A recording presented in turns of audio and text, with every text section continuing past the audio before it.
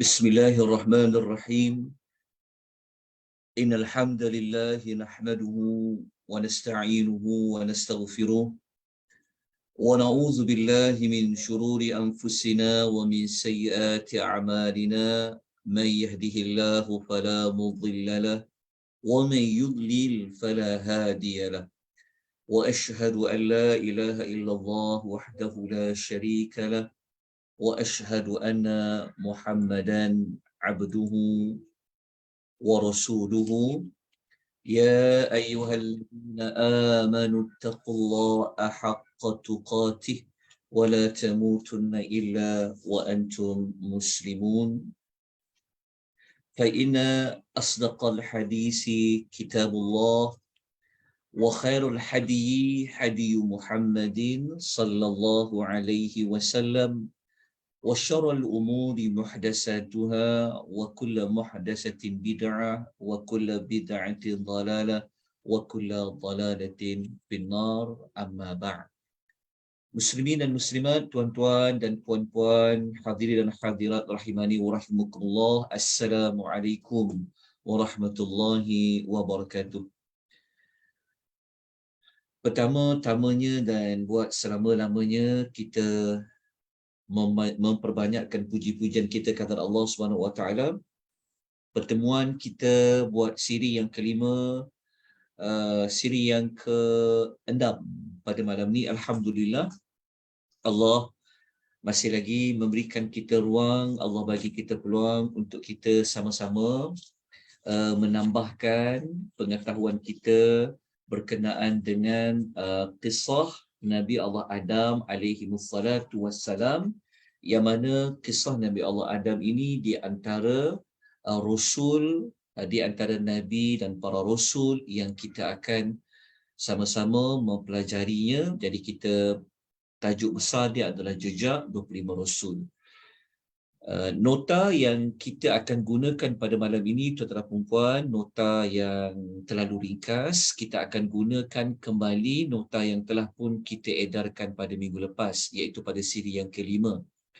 Jadi sesiapa yang belum lagi menerima nota, kalau tuan-tuan mengikuti secara langsung di mengikut Zoom, tuan-tuan boleh lihat di ruangan chat. Tuan-tuan akan dapat ada satu link, link untuk yang drive Google tu. Nanti tuan-tuan ambil di dalam tempat tersebut untuk tuan-tuan keluarkan nota untuk rujukan yang kita akan gunakan pada setiap kali pertemuan kita. InsyaAllah kita cuba untuk konsisten. Sabtu, malam Ahad kita akan memberikan tumpuan kepada kisah-kisah para Nabi dan Rasul alaihi wassalatu wassalam. Baik, izinkan saya untuk saya memaparkan sekejap ya tuan-tuan ya. Sekejap, izinkan saya buat share sekejap ya. Sekejap.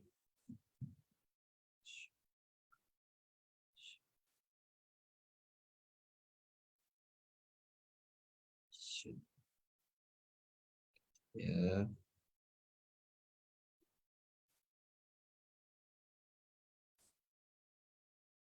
Okey, kita teruskan dengan ni. Saya paparkan nota sekejap tuan-tuan ya. Okey. Ini nota, kita masuk kepada siri yang keberapa? Siri yang ke-6. Okey, sekejap ya. Siri yang ke-6. Okey. Okey. Muslimin dan muslimat rahimani wa rahimakumullah. Sesiapa yang ada menerima nota pada minggu lepas, siri 5, tuan-tuan boleh lihat pada nota tersebut. Okey, kita tengok yang kita bentang minggu lepas di mana ya. Okey, begini. Okey. Pada minggu lepas, kita ada tunjukkan kepada tuan-tuan dan puan-puan carta ahli. Carta ahli ni kita letakkan pada siri yang kelima, tapi belum habis lagi perbincangan pada minggu lepas. Jadi pada malam ni kita sambung kembali apa yang telah kita bincangkan pada siri yang kelima. Okey. Pada siri yang kelima, kita telah membincangkan tentang bagaimana Allah Subhanahu wa taala bertanya kepada iblis dengan beberapa pertanyaan.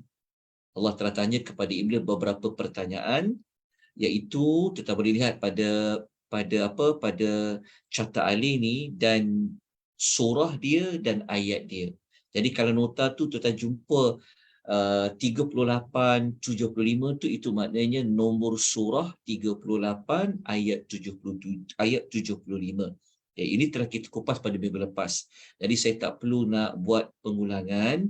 Jadi sesiapa yang tak sempat mengikuti perbincangan pada minggu lepas, tuan-tuan boleh lihat kembali rakaman, tuan-tuan boleh jumpa di tuan-tuan boleh dapat di FB page Malaysian Tadabbur Academy.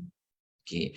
Kemudian setelah Allah bertanya sendiri kepada iblis mengapa dia tidak mahu sujud, kemudian iblis memberikan jawapan. Maka jawapan dia seperti yang kita ulas pada minggu lepas, seperti yang kita lihat seperti yang saya paparkan ini, dan akhirnya setelah iblis dia merasa dia lebih baik daripada Adam, kemudian disebabkan dia rasa lebih baik daripada Adam, menyebabkan dia tidak mahu taat perintah Allah, dia enggan sujud dan dia jadi sombong, maka dia telah mendapat gelaran orang yang dia telah dihukumkan oleh Allah sebagai makhluk Allah yang kafir. Okay. Kemudian apa lagi yang berlaku? Di sinilah perbincangan kita malam ni. Carta alih, kita tengok yang saya paparkan ini. Okey, setelah Allah memberikan hukuman kepada iblis, dia adalah daripada golongan yang menjadi kafir, maka Allah Subhanahu wa taala telah menghalau iblis ini keluar daripada syurga. Jadi kalau kita lihat pada carta alih ni ada dua surah, ada dua surah yang Allah menyebutkan tentang Allah telah menghalau iblis itu keluar. Okey, surah yang pertama kita boleh lihat pada surah yang ke-38, surah Sad ayat 77, dan tuan juga boleh lihat pada surah Al-A'raf surah yang ke-7 ayat nombor 13. Nanti kita akan perincikan sedikit maklumat tersebut. Okey. Kemudian setelah iblis tu dia dihalau oleh Allah keluar dari syurga, maka apa lagi balasan yang Allah Ta'ala nak timpakan kepada iblis ni? Maknanya iblis ni sudahlah jatuh ditimpa tangga, lepas tu bertalu-talu Allah Ta'ala beri kepadanya balasan yang sangat buruk. Dihalau dari syurga tu pun dah merupakan, kita kata merupakan kerugian yang bukan kita nak tak amat besar. Maknanya kerugian yang paling besar apabila Allah telah menghalau iblis itu daripada syurga. Dia telah kehilangan nikmat yang paling besar yang setiap daripada kita nak, iaitu syurga, tapi iblis dihalau oleh Allah daripada syurga. So kita akan rujuk pada dua surah. Kemudian setelah iblis dihalau oleh Allah keluar daripada syurga, maka Allah telah mengenakan kepada iblis ini, dia di antara makhluk Allah, dia adalah makhluk Allah yang akan direjam oleh Allah. Dia direjam. Bukan sekadar dia direjam, rejim, tetapi dia juga akan mendapat laknat. Dia telah dilaknat oleh Allah sehinggalah hari kiamat. Maknanya kalau sehingga hari kiamat tu maksud dia apa? Maknanya sampai bila-bilalah dia daripada orang yang direjam, dia daripada orang yang dilaknat oleh Allah Azza wa Jalla sampailah hari kiamat. Okay, jadi kita lihat dulu dua carta ahli ini, nanti kita sambung kepada carta ahli yang berikutnya. Kita lihat ayat dia dan kita tengok terjemahan ayat dia, dan saya akan cuba ulas sedikit daripada ayat tersebut. Baik, kalau kita buka pertama kita rujuk dulu surah Sad. Okey. Pada minggu lepas, tuan-tuan dan puan-puan, saya telah sebutkan kepada tuan-tuan dan puan-puan, okey, cara nak dapatkan maklumat tentang kisah Nabi Allah Adam ni, kita kena susun surah tersebut mengikut surah yang awal diturunkan oleh Allah Azza wa Jalla. Maksud saya adalah kalau kita nak dapatkan maklumat kisah Nabi Allah Adam ni, elok kita gunakan kaedah surah mana yang turun terlebih dahulu. Okey. Kalau kita ikut susunan surah yang turun terlebih dahulu adalah surah Sad. Ini kisah Nabi Adam ya. Okey, dalam surah Sad. Surah Sad dulu. Lepas tu baru kita masuk kepada surah Al-A'raf. Lepas tu kita masuk kepada surah Taha. Kemudian baru kita masuk kepada surah Al-Isra, surah Bani Israel. Kemudian kita masuk kepada suratul Hijr, suratul Kahfi, barulah suratul Baqarah. Ini adalah mengikut tertib penurunan surah yang ada kaitan dengan kisah Nabi Allah Adam. Okey, jadi kita lihat dulu surah Sad. Okey, dalam surah Sad ayat 74 sehingga ayat nombor 76, okey, yang ayat 74 76 ni ini tentang pertanyaan Allah kepada iblis mengapa dia tak mau sujud.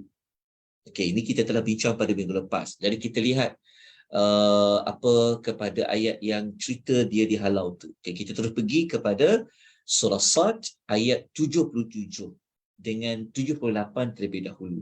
Okey, kita tengok ayat 77 dengan ayat 78.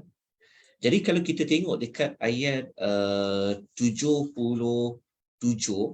dalam surah Sad, Allah Subhanahu wa taala berfirman, A'udzubillahi minasyaitonir rajim. Qala, Allah berfirman, fakhruj minha. Allah kata kalau demikian, Allah kata maka keluarlah engkau. Engkau di situ adalah merujuk kepada apa? Adalah merujuk kepada iblis. Jadi tuan-tuan kena tengok ayat sebelum 77. Jadi tuan-tuan untuk tahu maklumat fakhruj minha tu siapa, kita kena tengok pada ayat yang sebelumnya. Kalau kita baca pada ayat nombor 76 dalam surah Sad, kita akan jumpa memang disebut tentang iblis. Jadi Allah kata keluarlah engkau. Engkau di situ merujuk kepada iblis. Keluar dari mana nak ke mana? Keluarlah engkau minha, darinya. Darinya itu maksudnya adalah dari syurga. So apabila engkau dikeluarkan dari syurga, kata Allah, fa innaka, maka sesungguhnya engkau ini adalah rajim. Engkau adalah makhluk yang direjam. Kita terjemahkan direjam kan, macam kita ucap selalu ucapan isti'adzah, a'udzubillahi minasyaitonir rajim. Kan kita terjemahkan, aku berlindung kepada Allah daripada syaitan yang direjam. Okey, tapi terjemahan dia tulis engkau ialah makhluk yang terkutuk, yang direjam. Okey, nanti kita akan kupas apa maksud rejam.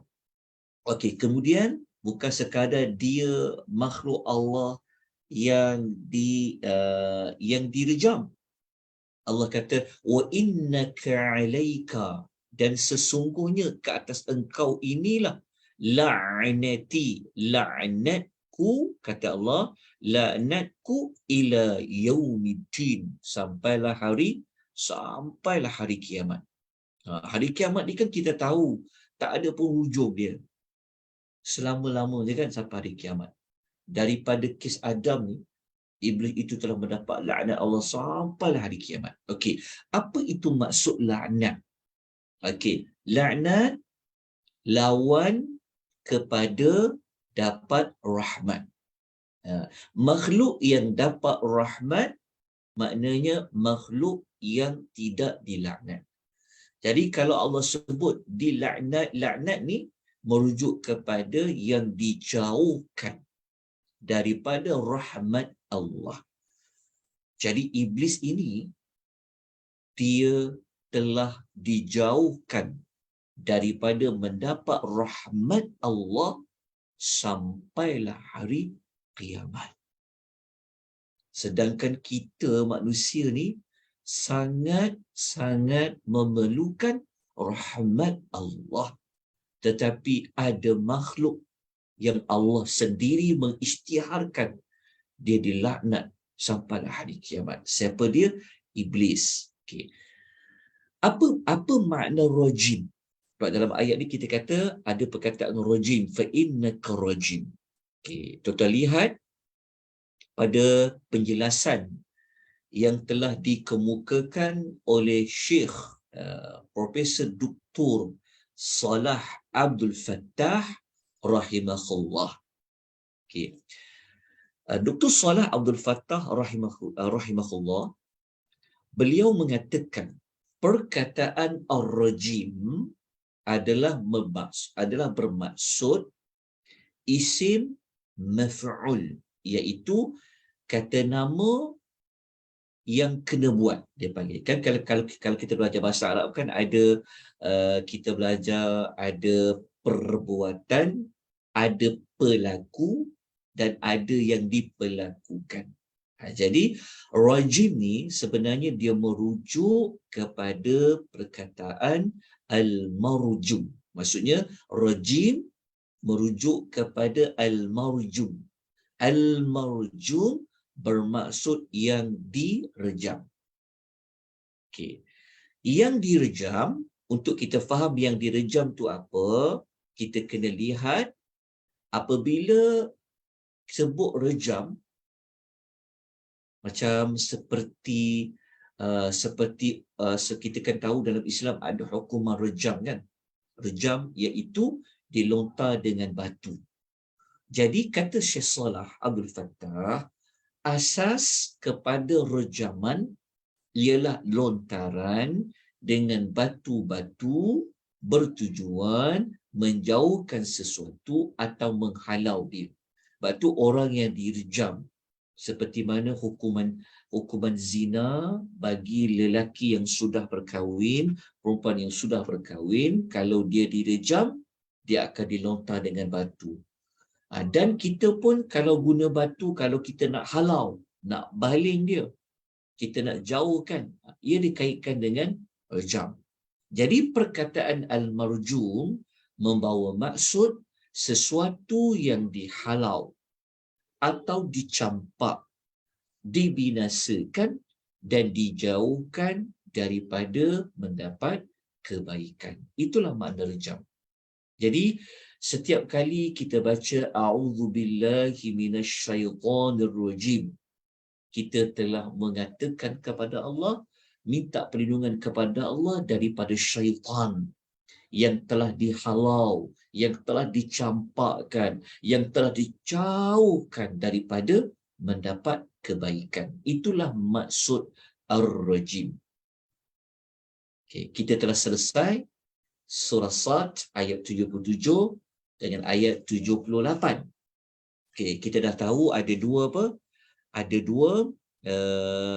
dua balasan yang Allah beri setelah dihalau iblis itu dari syurga. Apa dia? Yang pertama, dia adalah makhluk yang al-marjum dan dia adalah makhluk yang dijauhkan oleh Allah daripada mendapat rahmat. Kita sebut dengan istilah dia adalah makhluk yang dilaknat oleh Allah Azza wa Jalla sampai hari kiamat. Okay. Kalau kita rujuk dalam dalam surah lain, kita tengok dalam surah Al-A'raf.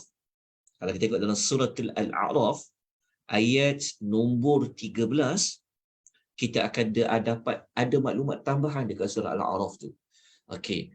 Allah mengatakan, a'udzubillahi minasyaitonirrajim, qala fahbit minha. Allah berfirman, turunlah dari syurga ini, kata Allah. Okay, Allah kata kau kena turun daripada syurga ni. Kita pun sudah maklum, syurga ni dia di atas. Maksudnya Allah kata turun kau daripada syurga ini. Dan Allah nyatakan sebab apa iblis itu diminta turun oleh Allah Azza wa Jalla. Apa penyebab dia? Fama yakunu laka an tatakabbara minha.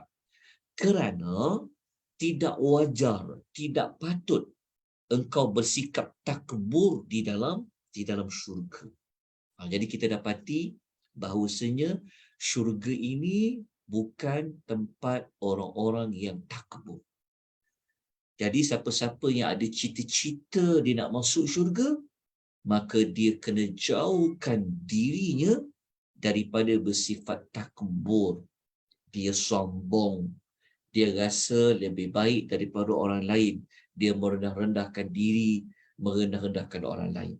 Jangan tolak kebenaran, kerana itu bukan tempat syurga bagi orang yang sombong. So setelah Allah menyebutkan penyebab kenapa dia perlu turun dari syurga itu, Allah menekankan sekali lagi, Allah membuat pengukuhan. Allah kata fakhruj innaka minas saghirin. Allah kata kepada iblis, keluarlah engkau. Maksudnya Allah Ta'ala nak buat penekanan lagi supaya iblis ni memang kena keluar dari syurga. Allah kata fakhruj. Allah kata keluarlah engkau daripada syurga tu. Sesungguhnya engkau minas saghirin. Saghirin ni maksud dia apa? Daripada golongan yang kecil. Maknanya daripada golongan yang Allah hina dia. Iblis ni asal-asalnya dia mulia. Dia bersama dengan malaikat. Duduk di dalam syurga, berada di dalam syurga. Tetapi disebabkan sifat buruknya yang sombong, seperti yang kita telah ulas pada siri yang sebelumnya pada minggu lepas, menyebabkan dia telah kehilangan buat selama-lamanya tempat yang paling mulia dalam syurga, dijauhkan dari rahmat, dilaknat oleh Allah sampai hari kiamat, dan dia termasuk di kalangan orang yang Allah hina dia, minas saghirin. Okey. Jadi berdasarkan ayat ini, alhamdulillah kita telah selesai pada bukan selesai habis, maksudnya sedikit maklumat apa yang terjadi setelah iblis ini dia tidak mahu sujud kepada Adam. Allah bertanya jawapan kepada dia, dia bagi jawapan, maka dia dihalau dan dia mendapat balasan-balasan seperti yang kita sebutkan. Sebelum kita pergi kepada perbincangan yang berikutnya, boleh tak tuan-tuan dan puan-puan buat sedikit catatan? Saya nak tambah sikit maklumat tentang rojim ni. Okey, rojim. Okey. Maklumat ni tak ada dalam nota, tapi tuan-tuan kena buat catatan lain lah. Okey. Kalau kita buka di dalam Al-Quran, sebenarnya perkataan rojim memang dia merujuk kepada iblis dan syaitan je. Perkataan rojim, kita cari perkataan rojim di dalam Al-Quran, kita akan jumpa sebanyak 6 kali sebenarnya. Ada 6 kali perkataan rojim yang tuan-tuan dan puan-puan akan jumpa. Tapi kita jumpa satu malam ni, satu daripadanya berada pada surah Sad ayat 77. Okey, kalau tuan-tuan nak cari pada 1, 2, 3, 4. Kalau tuan-tuan nak cari pada ayat-ayat lain, tuan-tuan catat ya. Tapi saya tak letak dalam nota, betul kena catat. Okey, yang pertama, tuan-tuan boleh jumpa dalam surah Al-Imran. Dalam surah Al-Imran, surah yang ketiga, ayat nombor 36. Kalau saya salah sebut ayat, tolong beritahu ya. Okey, surah Al-Imran, surah yang ketiga, ayat 76. Okey, tuan-tuan, sekejap. Okey, saya tutup ni dulu sekejap ya. Okey. Ya, okey. Maksudnya begini. Maksud dia Tuan dapat tak? Tuan dapat catat kan? Okey. Kalau ada rakan-rakan yang boleh ulang kembali apa yang saya sebut ni, adalah lebih baiklah kita tulis dekat ruangan chat tu. Okey. Surah-surah yang ada menyebutkan perkataan rojim di dalam Al-Quran, dapatan saya ada 6 lah, ada 6. 6 tu di mana? 6 tu di mana? Okey, yang pertama, tuan-tuan boleh jumpa dalam surah Ali Imran, surah nombor 3, ayat nombor 36. Okey. Ayat 36 surah Ali Imran ni, ini adalah kisah emak kepada Maryam. Dia berdoa kepada Allah semasa dia mengandungkan anaknya iaitu Maryam, supaya Allah Ta'ala lindung Maryam ni dengan Nabi Isa daripada syaitan yang direjam. Itu tempat pertama akan jumpa perkataan rojim. Tempat yang kedua, tuan-tuan boleh cari dalam suratul Al-Hijr. Surah Al-Hijr, surah nombor 15, ayat nombor 17. Surah Al-Hijr, surah nombor 15, ayat 17 adalah tentang Allah memelihara langit. Allah memelihara langit daripada syaitan yang direjam. Langit ni, kita kalau kita belajar tentang langit ni kan tempat tinggal malaikat. Jadi ada syaitan-syaitan yang dia cuba nak mencuri berita langit. Jadi Allah telah lindung langit itu daripada syaitan yang direjam. Okey. Kemudian tempat yang ketiga adalah berada pada surah Lebah, surah An-Nahl, surah An-Nahlu, surah nombor 16, ayat nombor 98. Ayat nombor 98. Okey, ayat nombor 98 dalam surah An-Nahlu ini adalah tentang kalau kita nak baca Quran, Allah memerintahkan kita supaya apa? Allah memerintahkan kita supaya membaca a'udzubillahi minasyaitanir rajim. Okey, jelas tuan-tuan dan puan rahimani wa rahimakumullah. Okey. Kemudian tempat yang keempat adalah ia berada pada surah At-Takwir. Surah At-Takwir ayat nombor sekejap. Saya ada buat catatan. Ayat nombor 81. Surah At-Takwir ayat nombor 81, yang mana dalam surah At-Takwir ayat nombor 81 Allah mengatakan bahawa Al-Quran itu bukanlah daripada kata-kata syaitan yang direjam. Surah An-Nahl, surah nombor 81, ayat nombor surah nombor 80, maafkan saya, surah nombor 81 ayat 25. Betulkan. Surah nombor 81 ayat nombor 25 tak silap saya. 25 ya, ayat nombor 25. Okey. 4 tempat kan dalam surah apa? Sekejap ya. Sekejap. Saya macam tertinggal sesuatu. Sekejap. Okey, dapat 4 kan? Okey, yang kelima dalam surah apa? Yang kelima tadi yang kita ambil dekat surah Sad tadi, ayat 77, dan satu lagi saya macam tertinggal juga sebenarnya.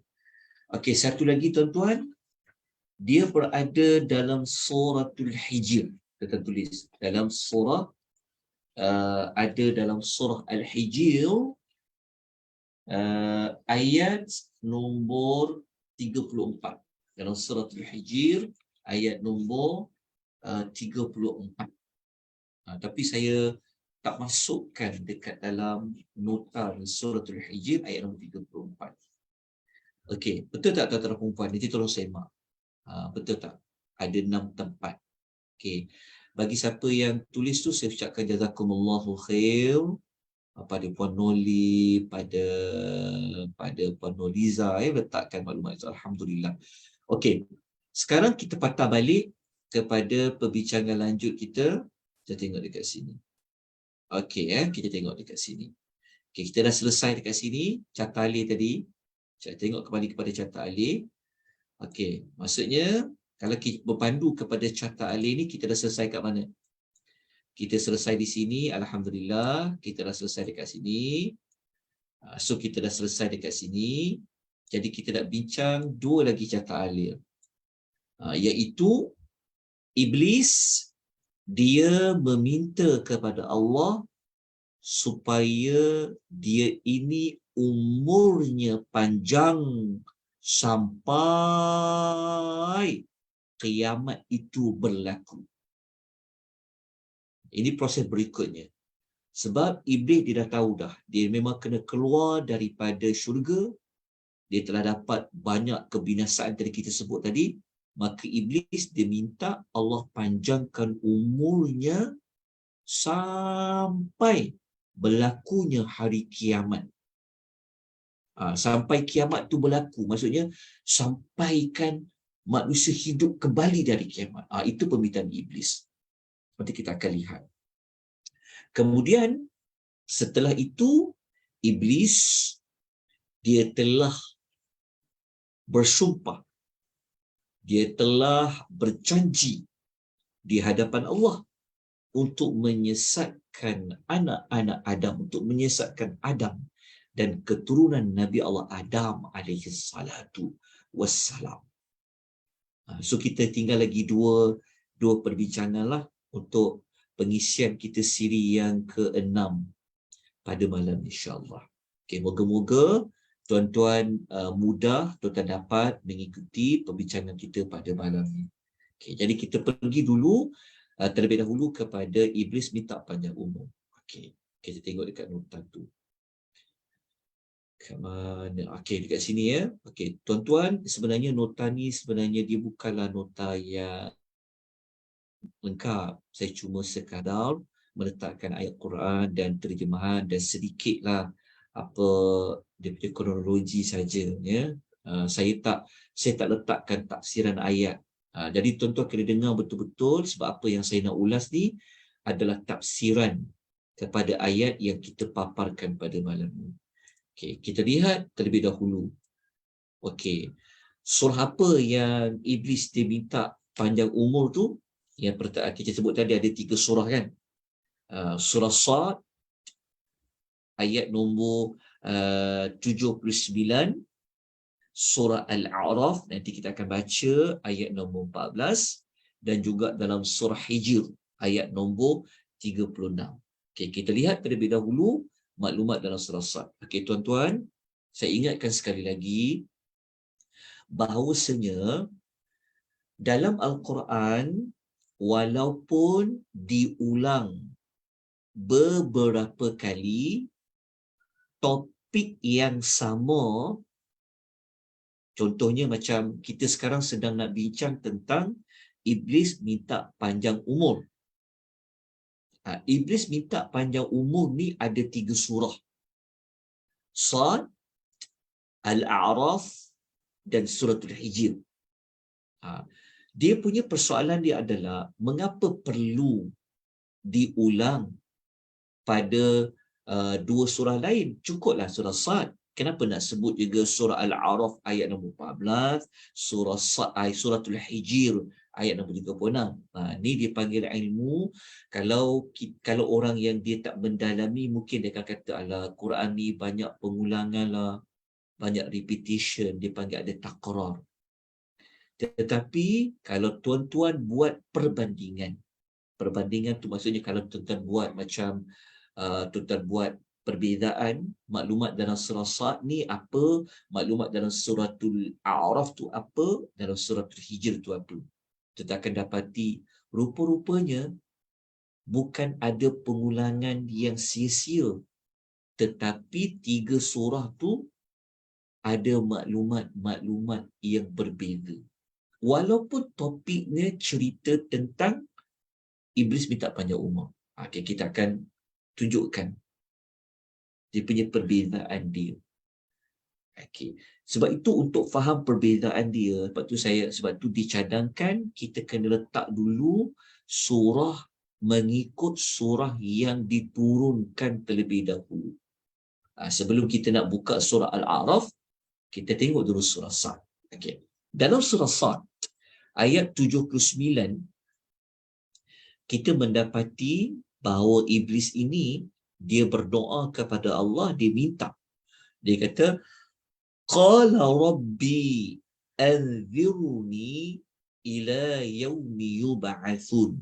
Okey, iblis itu dia berkata, Rabbi, wahai Rabbku. Maknanya iblis ni dia kenal Allah. Ya, dia kata Allah tu adalah Rabb dia, Tuhan dia. Dia kata fa'anzirni. Dia kata berilah kepada aku ini tempoh. Tempoh tu maksudnya dia minta umurnya panjang. Ila yaumi yub'atsun. Dia minta umurnya panjang sampai bila? Dia minta umurnya, kejap ya. Kejap saya nak buka satu pentafsiran sekejap ya, tuan-tuan. Nanti saya buka sekejap rujukan tafsir. Okay, kalau kita baca ayat ni, iblis dia minta umurnya panjang sampai bila, tuan-tuan dan puan-puan? Ila yaumi yub'atsun, sampai hari mereka dibangkitkan. Hari dibangkitkan tu maksudnya apa? Bukan sampai nak berlaku kiamat, tapi sampai kiamat tu berlaku. Maksudnya macam ni, sampai manusia ni dihidupkan semula. Sampai maksudnya selepas bangkit dari kubur tu, dia nak hidup sampai waktu tu. Tuan-tuan jelas.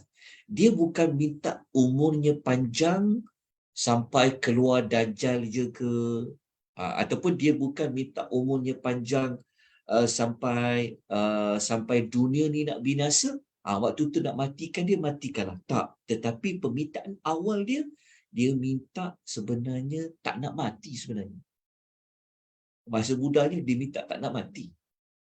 Sampai hari dibangkitkan. Sebab apa kita kata dia minta tak nak mati? Sebab hari dibangkitkan tu maksudnya, kita kan tahu semua makhluk mati. Lepas tu hidup balik, bangkit semula. Jadi dia minta sampai dibangkitkan. Maknanya dia minta dia tak nak mati. Dia minta tempoh. Tapi adakah Allahu Azza wa Jalla, adakah Allahu Azza wa Jalla menerima permintaan iblis ini? Apa Allah kata? Allah kata, Qala fa innaka minal munzirin. Allah kata, Allah berfirman, ayat nombor 80, maka sesungguhnya engkau daripada golongan. Tengok ya, kita tengok kat sini. Tengok dekat sini. Okay, Allah kata, maka sesungguhnya engkau daripada golongan tu bermaksud bukan dia seorang saja. Bukan iblis tu satu saja yang umurnya Allah akan panjangkan. Tapi Allah kata minal munzirin, daripada golongan yang diberi tempoh. Tuan-tuan take note dekat perkataan daripada ni. Maknanya al-munzirin kan merujuk kepada ramai. Maknanya ada makhluk lain yang Allah memberikan umurnya panjang macam umur iblis. Siapakah makhluk itu? Tapi sebelum itu kita kena cari jawapan dulu. Sampai bila umur iblis ini dipanjangkan? Adakah Allah membenarkan iblis ini kekal, dia tak mati-mati? Okay. Kalau kita baca setakat sampai ayat nombor 80 tu, macam Allah kabulkan. Tapi kita kena baca ayat yang selepas dia. Allah kata, ila yaumil waqtil ma'lum. Kita tengok ayat dia. Allah kata, sampai hari yang telah ditentukan waktunya. Tengok perkataan ni. Maksudnya, sampai hari yang telah ditentukan waktunya. Maknanya dekat sini, Allah Ta'ala tidak memberi keizinan kepada iblis untuk dia tak mati. Tapi, satu ketika dia akan mati. Sebab ada perkataan, ila yaumil waqtil ma'lum. Waqtil ma'lum ni, kalau kita rujuk dalam tafsir At-Tabari, kalau kita rujuk dalam tafsir At-Tabari, menyebutkan bahawa yaumil waqtil ma'lum ni sampai nak berlakunya kiamat.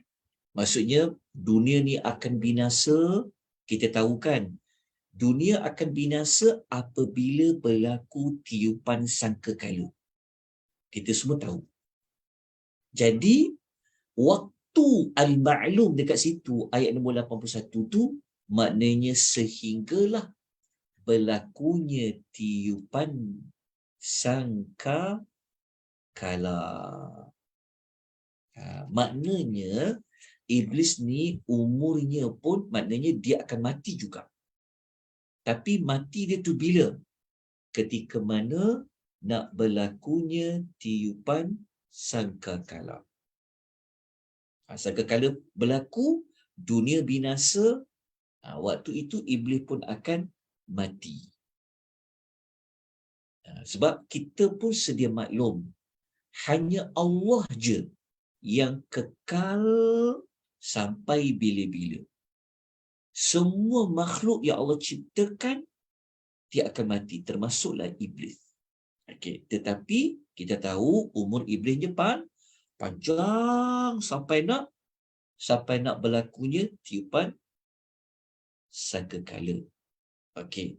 Kemudian kita dapat belajar dekat sini juga, bukan iblis sahaja yang umurnya panjang. Sebab Allah kata dia minal, dia daripada, maknanya ada makhluk lain. Makhluk lain tu, kalau kita belajar tentang malaikat, tentulah malaikat yang ada beberapa malaikat yang Allah izinkan dia ke umur, Allah izinkan malaikat ni sampai kiamat, termasuklah malaikat lah. Akhirnya semua pemakhluk mati, termasuklah malaikat maut tu sekali. Okey. Ayat ni, tuan-tuan perempuan rahimani wa rahimakumullah, apa kita dapat belajar sebenarnya? Kita ambil sedikitlah pengajaran, bukan sekadar kita nak dapat fakta sahaja semata-mata. Tapi kalau kita baca dekat surah Sad ayat 79, 8-81 ni kan, kita mendapati bahawa pertama, iblis ni dia kenal Allah. Betul tak? Dia tahu, sebab macam dia kenal Allah, sebab dia kan sebut nama Rabbi kan. Rabbi. Maksudnya iblis ni dia kenal Allah. Kenapa dia minta umurnya panjang? Sebab dia tahu Allah tu yang boleh bagi makhluk umur. Iblis dia minta, maknanya dia kenal Allah tu. Tidak, kenapa dia minta umurnya panjang? Sebab dia pun tahu Allah lah sebenarnya yang menciptakan makhluk. Yang boleh matikan, yang boleh hidupkan. Okey, jelas tuan-tuan rahimahkumullah. Kemudian kenapa? Kali ikut mula-mula kan, asalnya kan dia minta apa? Dia minta umurnya panjang sampai bila? Dia minta umurnya panjang sampai, maksudnya dia tak nak mati kan mula-mula kan? Tapi Allah tak izinkan. Allah kata sampai hari yang tertentu saja. Sebab kita tahu kenapa dia minta tempoh tu. Nanti kita akan baca pada ayat berikut. Jadi nak buat apa dengan umur yang panjang tu? Dia nak buat apa minta umur yang panjang? Kita ni kalau minta umur panjang, sama tak macam iblis minta umur panjang? Ada persamaan tak? Ada persamaan. Tapi tak boleh ke minta umur panjang? Boleh. Iblis pun minta umur panjang. Kita pun minta umur panjang kan? Ya Allah, panjangkanlah umur kami. Betul. Iblis pun minta umur dia panjang. Tetapi iblis, dia minta umurnya panjang bukan sebab nak buat ketaatan. Tetapi iblis minta umurnya panjang adalah untuk diisi dengan dosa-dosa, kesesatan. Nanti kita akan bincang. Lepas ni kita akan jumpa apa dia nak buat. Jadi kalau kita minta umur panjang tapi tak diisi dengan amal-amal soleh, kita ni ada menyamai macam iblis minta umur panjang. Kita tak perasan kan? Tapi Alhamdulillah terdapat sedikit pelajaran. Okey, tuan-tuan, rahimani wa rahimakumullah. Dalam ayat ni kita dapat belajar Allah makbul tak permintaan iblis. Allah makbul. Allah makbul doa iblis tu.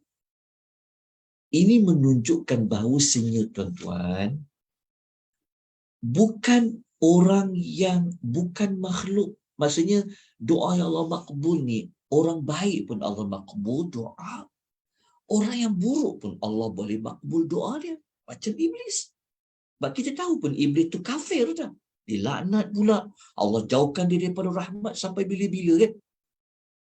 Tapi kenapa Allah makbulkan permintaan dia? Itu menunjukkan kita dapat belajar dekat sini.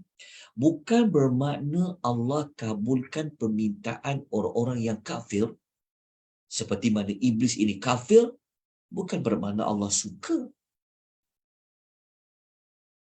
Kita kena bezakan. Tetapi Allah sebenarnya nak bagi istidraj kepada iblis itu sendiri. Ini kita dapat belajar bahawasanya bukan bermaksud orang yang kafir doa dia makbul bermakna Allah suka dia. Betul lah dia macam tu. Benarlah dia. Tak. Sebab sudah ada contoh makhluk yang jahat seperti iblis, Allah kabulkan permintaan dia. Baik, tuan-tuan rahimani wa rahimakumullah. Kita tengok dalam surah yang berikutnya, surah lain sekejap. Kita tengok yang iblis minta panjang umur tadi. Kita tengok dekat surah Al-A'raf. Okey. Kalau kita baca dekat surah Al-A'raf, dia sama juga ayat nombor 14 sampai ayat nombor 15. Kita tengok macam sama kan? Ayat 14 sampai ayat nombor 15 surah Al-A'raf ni macam ayat 79 dengan ayat nombor 80. Cuma bezanya apa? Saya tengok macam samalah, cuma ada beza juga. Kalau surah Al-A'raf ayat nombor 14, dia tak sebut Rabbi. Ayat surah Sad dia sebut Qala Rabbi.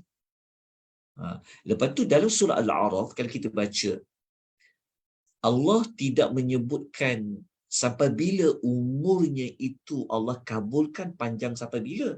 Tapi kalau kita buka surah Sad, kita ada dapat perbezaan dekat mana? Allah kata ila yaumil waqtil ma'lum. Ni saya tunjukkan ini sebentar kerana nak membuktikan bahawa tiada berlaku pengulangan topik di dalam Al-Quran yang tidak memberikan apa-apa makna. Maksudnya kita nak kata Quran ni dia bukan buat pengulangan cerita, dah cerita surah Sad, cerita pula Al-A'raf, bukan membawa maksud mengulang sia-sia, tetapi ada perbezaan dia. Ada maklumat-maklumat yang berbeza. Okay. Kemudian kita lihat dalam surah, kita buka dalam satu surah lagi. Kalau kita buka dalam suratul Hijr kan, kalau suratul Hijr kita akan dapati macam sama ayat 36, 89 ni. Macam ayat surah Sad. Nanti cuba kita tengok ayat 79, 80 dengan surah Al-Hijr. Tapi sebenarnya ada perbezaan. Kita kena tengok maklumat lanjutnya. Okey, sekarang kita nak bincang ni pula. Kita nak bincang dekat sini. Setelah Allah panjangkan umur dia, kita tengok dekat sini, dekat cerita Ali tadi. Di sini kita dah habis topik ni. Dia dah selesai. Dia dah selesai. Sekarang ni kita nak bincang yang ini. Ni last sekali lah perbincangan kita malam ni. Iblis berjanji. Okey. So dah boleh ikuti, kita sambung lagi. Okey, pelan-pelan kita belajar. Okey, kita pergi kepada ayat yang surah Sad tadi. Okey. Dalam surah Sad, kita kena rujuk ayat 82 dengan 84 termasuk ayat 85. Okey. Dalam surah Sad, Iblis la'natullah, dia mengatakan qala fabi'izzatika la'ughwiyannahum ajma'in. Okey, Iblis dia berkata, demi kekuasaanmu wahai Tuhanku. Kalau kita baca kan, kalau kita baca dekat ayat ni, kenapa Iblis dia kata Allah ni izzah? Kenapa dia tahu Allah ni fabi'izzatika? Nak menunjukkan apa? Kenapa Iblis kata demi kekuasaanmu? Ni sumpah tuan-tuan ya sebenarnya. Sebenarnya kalau kita belajar huruf sumpah kan, Allah guna huruf ba juga. Ba ni sumpah ni. Fabi'izzatika. Allah, Iblis bersumpah. Maknanya, kenapa Iblis sebut Allah ni ada izzah, kekuasaan? Menunjukkan bahawa Iblis ni dia tak ada izzah. Dia tak ada kekuasaan. Dia, pada saya kata, Iblis ni dia kenal Allah tu. Jadi dia kata, demi kekuasaanmu ya Tuhanku, dia kata apa? La'ughwiyannahum ajma'in. Dia kata dengan penuh sungguh-sungguh, dia kata apa?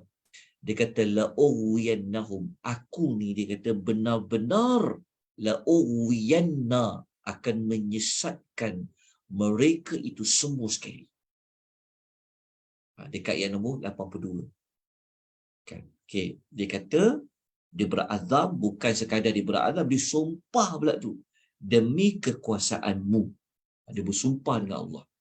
Dia akan benar-benar menyesatkan mereka semua. Okay. Dalam surah Sad ni tuan-tuan, Iblis dia tak sebut cara nak sesat tu macam mana. Bagaimana. Dia tak sebut. Tapi kita kata tadi, kena rujuk surah apa? Kena rujuk surah lain. Kalau kita rujuk dalam surah Al-A'raf, surah Al-A'raf, kita tengok ayat nombor 16. Kita akan dapati ada maklumat tambahan yang tak ada dekat surah Sad ayat nombor 82 tadi. Jadi kalau kita baca, Iblis kata dekat sini, qala fabima aghwaytani. Dia kata, Iblis berkata, oleh kerana engkau telah menyebabkan aku tersesat. Kalau kita baca ayat nombor 16 ni, surah Al-A'raf ni, Iblis ni tuan-tuan, Allah, teruknya dia ni. Teruknya macam mana tuan-tuan dan puan? Kalau kita baca ayat ni, dahsyatnya Iblis ni. Dia kata apa? Dia tuduh Allah yang telah menyebabkan Iblis ni kena keluar dari syurga. Dia kata apa? Kalau kita baca ayat ni, dia kata apa? Dia kata, fabima aghwaytani. Dia kata, aghwaytani. Dia kata, kerana engkau Tuhan telah menyebabkan aku tersesat. Bayangkan. Dia tuduh Allah menyesatkan dia. Sedangkan Allah bukan minta apa pun. Allah minta Iblis sujud je kepada Adam. Adakah sujud kepada Adam tu bawa dia jadi sesat? Tak pun, betul tak?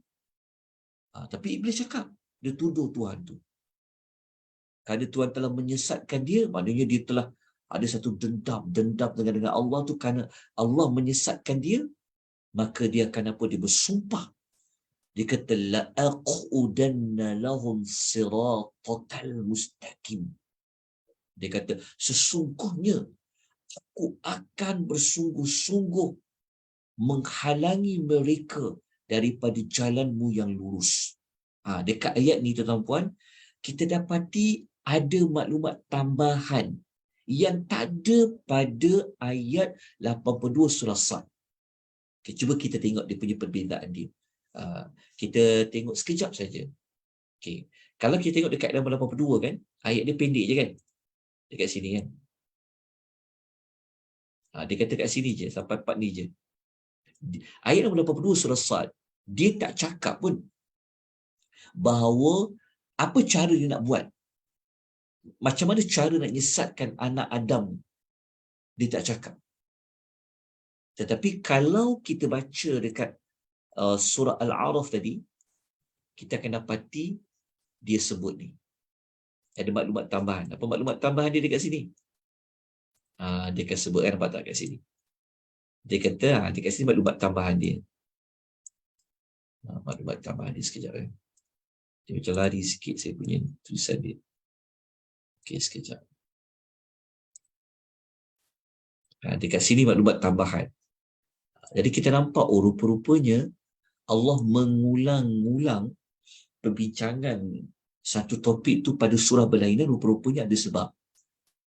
Dekat sini tuan-puan, cuba kita dapati baik-baik. Dekat sini kan dia guna perkataan la'aqudan kan? Okey, la'aqudan ni sebenarnya maksud dia duduk tau. Duduk. Duduk dalam bahasa Arab, dia boleh guna jalasa, dia boleh guna qa'ada. Nampak tak tulisan saya? Qa'ada dengan jalasa. Tapi Allah tak guna jalasa. Allah guna qa'ada kan? La'aqudan. La'aqudan. Beza dia adalah kalau Allah guna qa'ada, maknanya duduk dalam tempoh yang sangat lama. Tapi kalau jalasa, duduk sekejap. Tapi kalau kita pakaikan makna duduk ni, maknanya bukanlah kita kata terjemah dia, sesungguhnya aku akan bersungguh-sungguh menghalangi mereka ni, maksudnya dia akan duduk, tapi duduk yang lama membawa maksud apa? Dia akan memperhatikan betul-betul.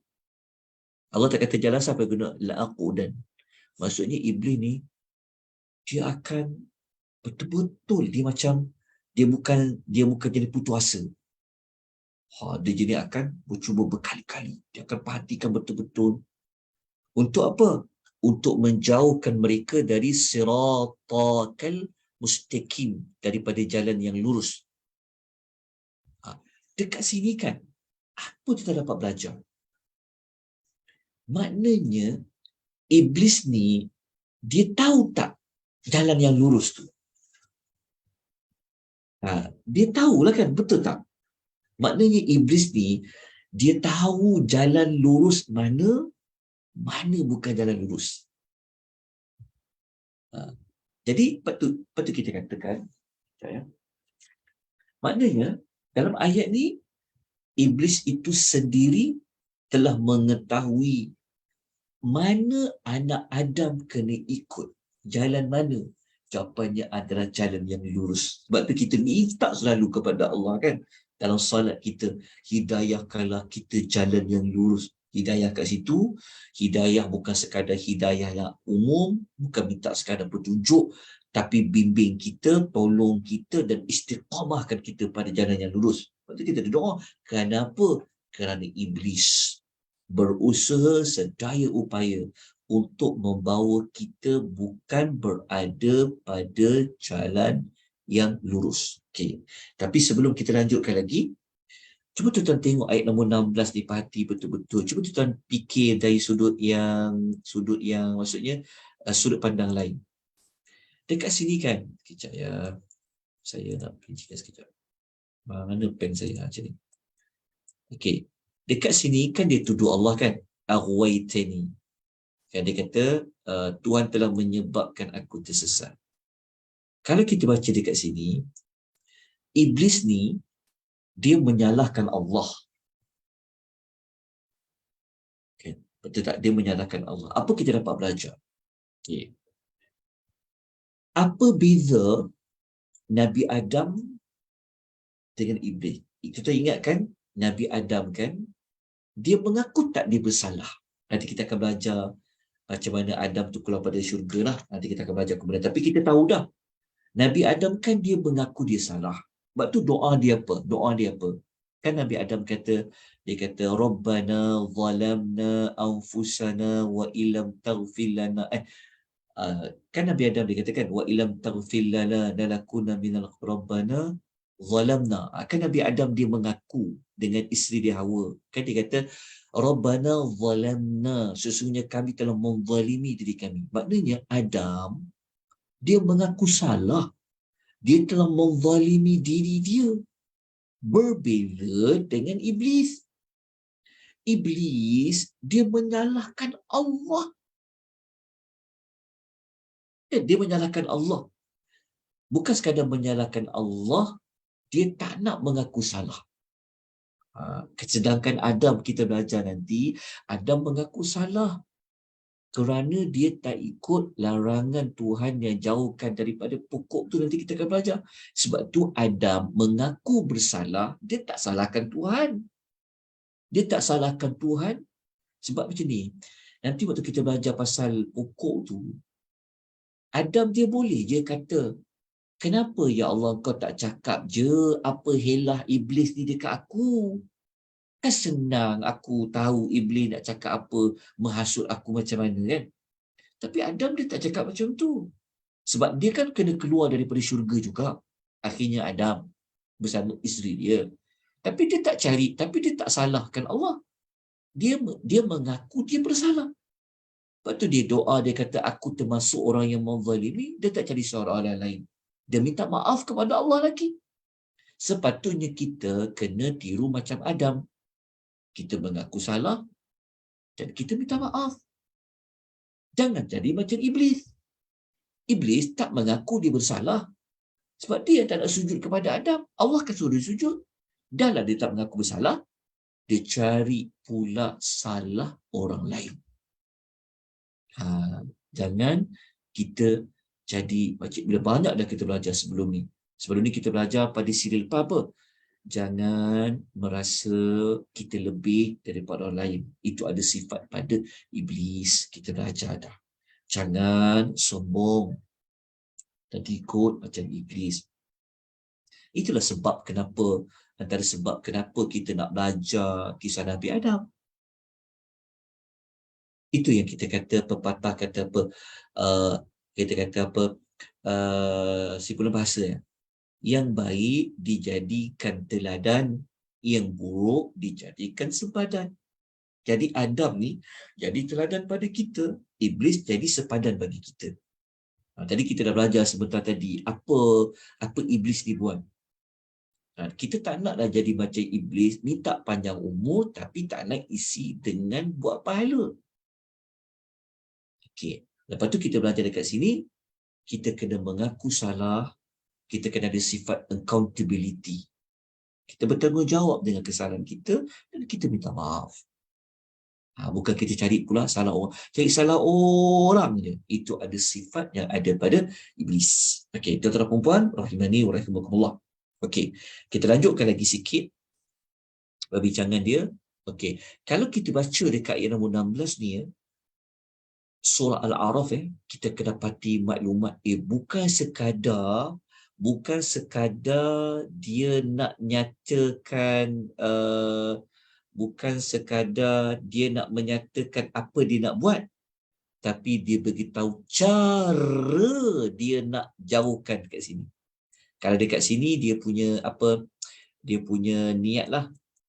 Niat dia apa, dia nak buat apa tujuan dia sebenarnya. Dan minta panjang umur tu. Bukan niat lah, kita nyamakan dia tujuan dia. Kan tadi dia minta panjang umur kan? Apa tujuan dia? Sebenarnya nak bawa kita ni tak berada pada jalan yang lurus. Okey. Okey, lepas tu tuan-tuan puan rahimani wa rahimakumullah, lepas tu dekat sini dia bagi tahu cara nak merealisasikan tujuan dia tu. Macam mana nak bawa mereka ni jangan berada pada jalan yang lurus. Cara dia dekat sini. Ayat nombor 7. Okey. Kita akan lihat apa dia kata. Dia kata summa la atiyannahum min baini aydihim. Okey, tuan-tuan hati-hati tengok catat ya, ada berapa maklumat tambahan yang perlu tuan-tuan catat. Okey. Cara dia pertama dia kata apa? Dia kata kemudian aku akan datangi mereka dari hadapan. Ini cara nombor 1. Dikut dari depan. Apa tu dari depan? Tunggu saya ulas. Okey. Kemudian dia kata wa min khalfihim, dari belakang. Ini nombor 2. Wa an aymanihim, ini nombor 3. Daripada kanan.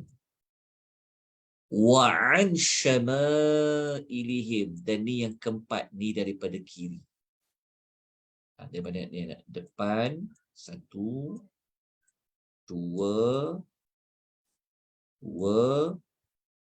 3, 4.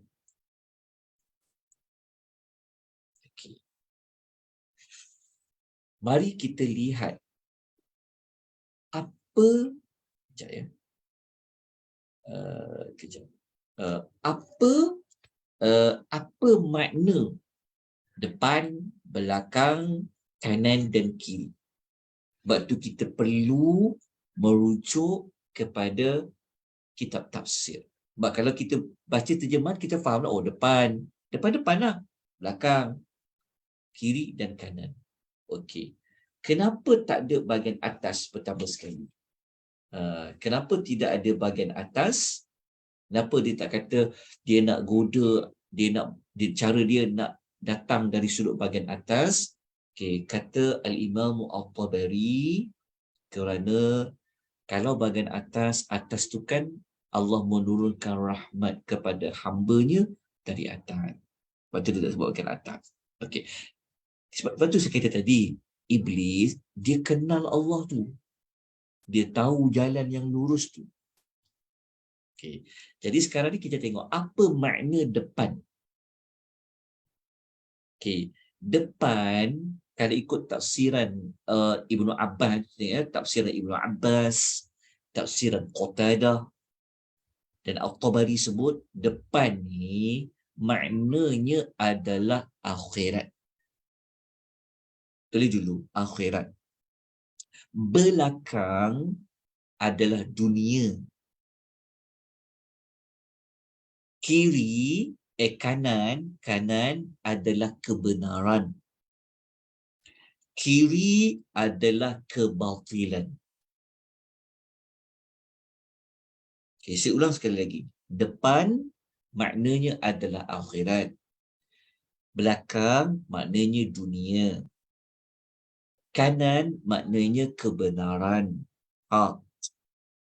Kiri maknanya batil. Kebatilan. Okey. Macam mana nak faham dia? Iblis kan kata, dia bersumpah lagi. Cara dia nak bawa anak Adam ni, mereka ni tak berada pada jalan yang lurus, dinyatakan. Okey. Dekat depan akhirat ni maknanya Iblis dia akan cari jalan macam mana manusia ini dia tak fikir akhirat dia tu. Sebab tu orang ni lupa fikir akhirat. Sampaikan ada orang yang ragu-ragu tentang akhirat. Iblis akan pastikan manusia ini, pertama yang paling besar sekali, dia akan pastikan ada manusia yang tak percaya adanya hari akhirat, adanya pertemuan dengan Allah. Memang kita tahu memang ada orang fikir macam tu. Lepas tu pula dia akan bawa kita sampai kita tak fikir. Itu maksud dekat bahagian depan. Maksud belakang dunia ni pula macam mana? Dia akan pastikan kita tamak, kita cinta, kita gila dengan dunia. Itu cara dekat dunia. Dia akan pastikan kita ni habiskan waktu kita, umur kita semua untuk dunia. Dia akan pastikan. Dia akan tutup kita fikir akhirat, dia akan buka kita seluas-luasnya ingat dunia. Okey, apa maksud kanan? Kanan saya sebut tadi kebenaran kan? Okey, kalau ikut ulasan Ibnu Abbas radhiyallahu anhu, maksudnya dia akan pastikan kita ni ragu-ragu nak pilih yang benar. Lepas tu kita tengok zaman sekarang kan, orang yang benar kita kata dia tak benar, orang yang tak benar kita angkat dia jadi benar kan. Itu pun di antara cara dia. Dia akan pastikan kalau kita jumpa sesuatu benda yang benar, dia akan pastikan macam kita ni tak agak-agak. Dan dia akan pastikan kita ni tak ikut benda yang benar. Kalau yang tak benar belah kiri tadi tu, inilah maksudnya belah kiri tu, kejahatan tu dia akan pastikan kita pilih yang jahat tu. Dia akan memudahkan kita buat benda yang jahat tu. Nanti kita akan jumpa dalam ayat lain cara dia nak bagi kita pilih. Cara dia nak bagi kita pilih yang jahat tu, dia akan buat yang jahat tu macam nampak tak jahat. Contoh nanti kita contoh dia akan pastikan, contohnya riba kan. Riba ni jahat kan? Benda yang haram kan? Itulah kiri contoh. Dia akan pastikan kita makan juga riba tu. Itu yang orang kata duit untung, duit faedah. Contoh kalau macam rasuah. Contoh rasuah kan benda buruk. Dia akan pastikan kita halalkan macam mana nak buat rasuah tu jadi halal. Itulah di antara cara dia nak mengatakan dari sudut belah kiri. Tapi kita nak buat benda benar, nak pilih yang halal, dia akan bagi kita ragu-ragu. Dia akan pastikan kita tak pilih benda yang benar tu. Jadi inilah penjelasan yang telah dikemukakan oleh Ibnu Abbas dalam tafsir Al-Tabari, begitu juga diulas oleh Mujahid dalam tafsir Al-Tabari. Okey, cuma dalam ayat ni dia tak terangkanlah lagi bentuk-bentuk macam mana nak pastikan, macam mana dia tak sebut macam mana cara dengan lebih terperinci lagi. Ya, cuma dia kata dia akan pastikan kita pilih, kita lupa akhirat, kita cinta dunia, kita tolak kebenaran, kita terima keburukan. Dia akan pastikan kita ni susah nak buat pahala tapi senang buat dosa. Tuan-tuan. Sebab itu tuan-tuan, daripada ayat ni kita dapat belajar apa? Kita dapat belajar sebenarnya syaitan ni, kalau orang buat dosa, dia tak ganggu. Dia akan bagi kita khusyuk pula, seronok pula dengan dosa. Sebab tu orang buat dosa ni, kalau dia tak cepat-cepat berubah, dia akan jadi ketagih dengan dosa tu. Dia susah nak ubah. Sebab syaitan akan bagi dia seronok, bagi dia jadi tak salah. Sampai satu ketika orang pandang ringan dosa ni. Akhirnya sampai menghalalkan dosa tu. Hati-hati. Tapi kalau kita nak buat benda baik kan, hati-hati. Ada je dia akan pastikan kita tak buat benda yang baik. Contoh macam ni.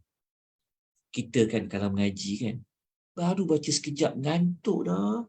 Baru baca satu ayat, baru baca A'udzubillahi minasyaitonirrajim. Bismillahirrahmanirrahim. Baru baca bismillah pun dah. Alah, ngantuk lah. Penat lah. Tapi kalau kita tengok TV, tengok pula cerita apa, contoh tengok TV lah kan. Kalau tengok movie tu, celik mata tu, besar mata tu. Kan, kita boleh duduk berjam-jam, betul tak? Bukanlah kita kata tengok TV tu semua dosa, tak. Maksud saya, benda-benda yang bukan pergi kepada akhirat ni, dia akan bagi kita husnuk, seronok. Tapi kalau kita berakhirat ni, dia akan cari jalan kita, bagi kita bosan, bagi kita rasa tak seronok, bagi kita mengantuk lah apa. Itu kita bagi contoh dia. Sebab orang yang buat dosa, dia benda dosa ni syaitan tak ganggu. Syaitan kata dia nak bawa kita pada jalan yang lurus. Jadi kalau orang tu ada lurus, dia tak akan buat apa-apa. Bahkan dia akan menambahkan lagi rasa ingin lagi, nak buat lagi, rasa tak bersalah dan sebagainya. Baik, last kali dia kata apa? Dia kata wala tajidu aksarahum syakirin. Dia kata kepada Allah, dan sehingga engkau akan tidak mendapati kebanyakan mereka itu bersyukur. Tengok iblis dia janji dengan Tuhan, dia kata engkau akan dapati tak ramai pun yang bersyukur. Okey. Tuan-tuan, bersyukur di sini maksudnya termasuklah mentauhidkan Allah, tidak menggunakan segala nikmat Allah pada jalan yang betul, syukur. Baik. Tuan-tuan perempuan rahimani wa rahimakumullah. Okey. Okey, sekejap. Okay. Alright. Kita lanjutkan lagi dengan ayat yang berikutnya. Okay, kita tengok dekat ni. Kita tengok dekat surah Al-Hijr. Surah Hijr ni kalau kita nak tengok dia, ayat nombor 39. Kita dapat jawapan. Kita dapat jawapan lanjut tau. Ada lagi jawapan tambahan yang tak ada dekat dua surah tadi. Dalam ayat ni, kita dapat jawapan macam mana dia nak pastikan kita pilih yang salah, kita tak pilih yang betul, kita pilih dunia, kita tinggal akhirat.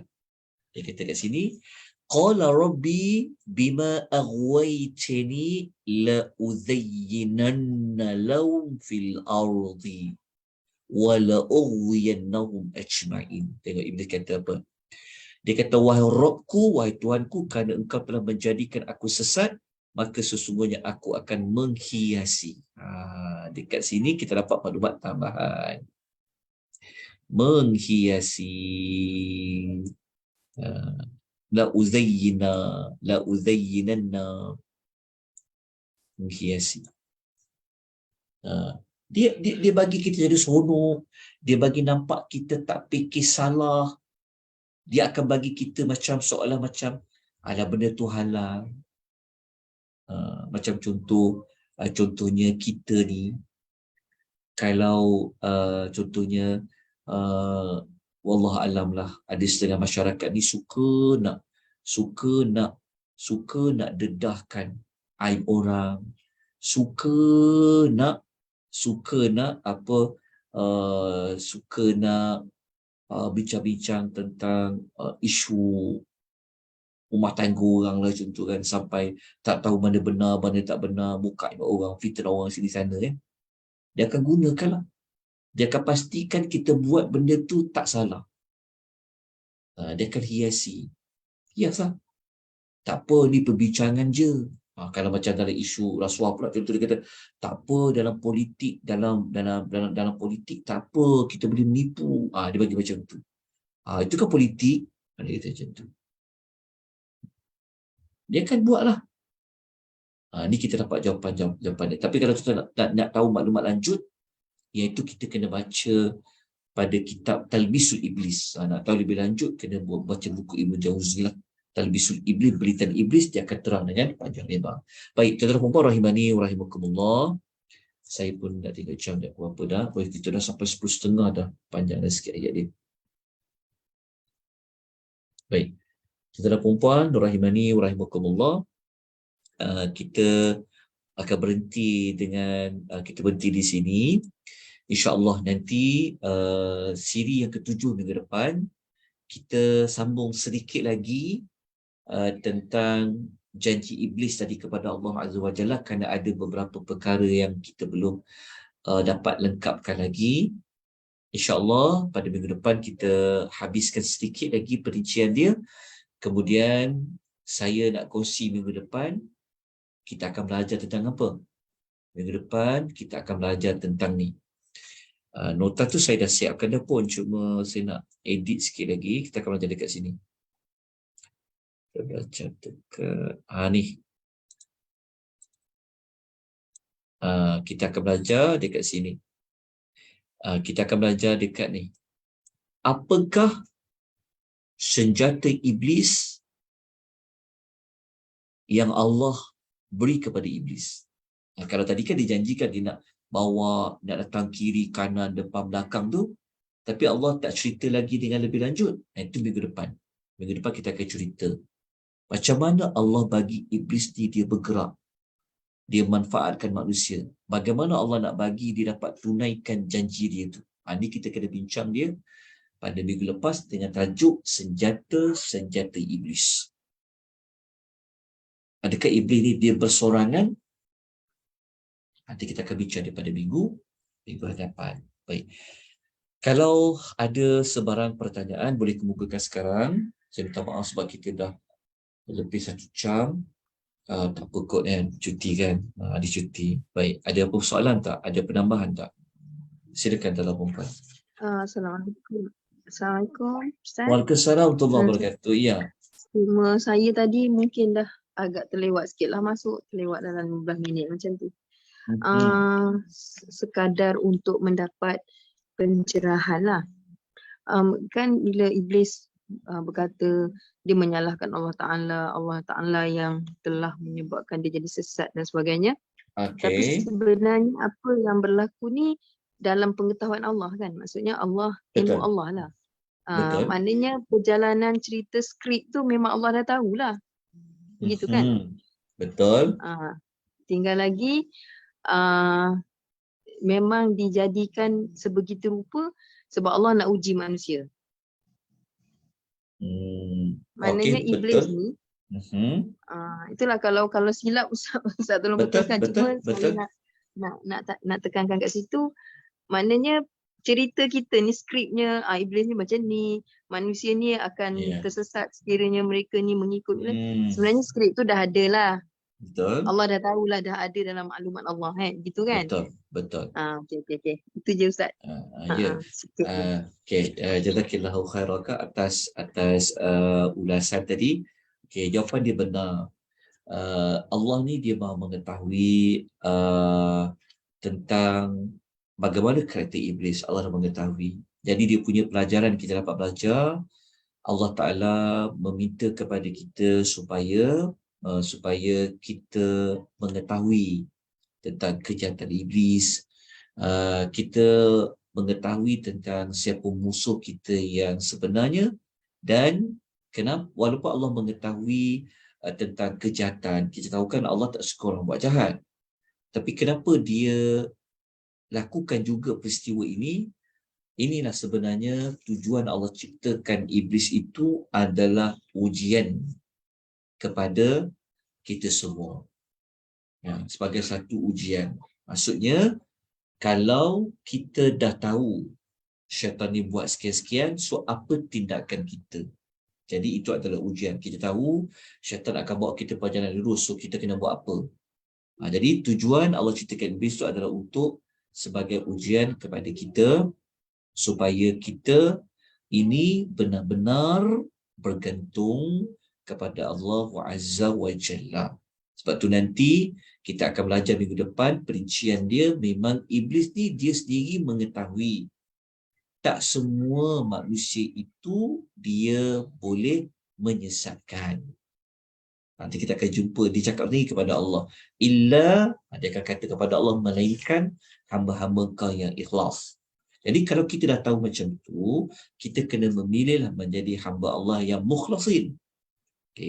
Kemudian nanti kita akan mempelajari tentang Allah bagi tahu kepada iblis, siapa yang ikut kau akan kami sumbat neraka itu dipenuhi dengan engkau dan orang yang mengikut engkau. Jadi waktu kita memilih untuk belajar tajuk ni, kalau kita tak bentangkan, mungkin selama ni mungkin kita tak nampak tentang siapa musuh kita yang paling utama, macam mana ada orang ni dia boleh tersesat.